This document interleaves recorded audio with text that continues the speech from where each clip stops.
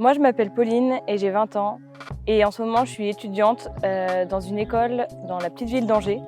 Donc en fait, c'est un bachelor en 3 ans. C'est sur la conduite de projets humanitaires. Alors moi, ça fait à peu près un mois que je suis ici à Utopia Grande-Synthe. J'avais envie d'être vraiment à la frontière en fait et découvrir aussi ce que c'est vraiment que l'humanitaire d'urgence avec des personnes qui sont justement en transit. Moi, par exemple, j'ai eu l'occasion de participer à plusieurs maraudes sur le terrain. Donc en fait, ça consiste à venir à la rencontre des personnes exilées dans les différents campements de la ville de Grande-Synthe. Et en fait, à ce moment-là, on essaye de créer un lien et un premier contact avec eux si c'est des nouveaux arrivants. Et donc on leur explique les actions de l'association, comment est-ce qu'on peut leur venir en aide. On leur distribue notamment notre numéro d'urgence qui est disponible 24 heures sur 24 et 7 jours sur 7. Aussi, on essaye de discuter avec eux au niveau de leurs besoins. Donc s'ils ont des besoins alimentaires, s'ils ont des besoins sanitaires en fait, voilà, ou alors s'ils ont besoin de couverture, de tente pour passer la nuit. La question de la barrière de la langue se pose aussi énormément sur ces temps de maraude. Du coup, nous, ce qu'on fait, en fait, c'est un appel à un service de traduction où il y a des interprètes qui nous répondent, en fait, et on choisit la langue avec laquelle on souhaite échanger. Donc, ça peut être, par exemple, du sorani, du farsi ou du vietnamien.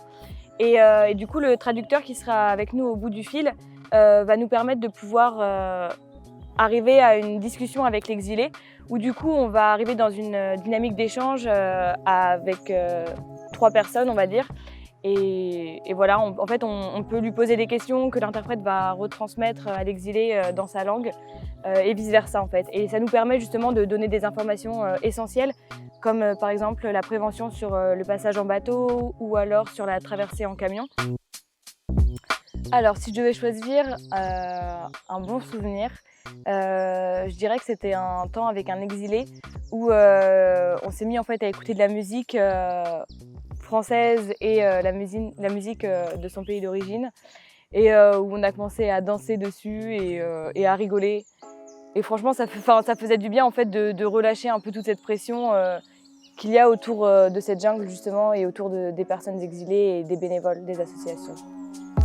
La première chose qui me vient en tête en fait, c'est une image de plusieurs familles en fait au bord de la route qui cherchent juste en fait à être mis à l'abri et à pouvoir dormir dans un endroit safe en fait et calme.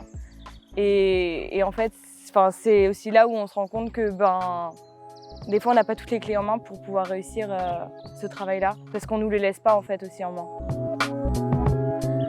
Alors, immigration pour moi, c'est quand même difficile à cerner, mais en fait, quand je pense à ce mot-là, je me dis, c'est juste une personne comme toi et moi, quoi.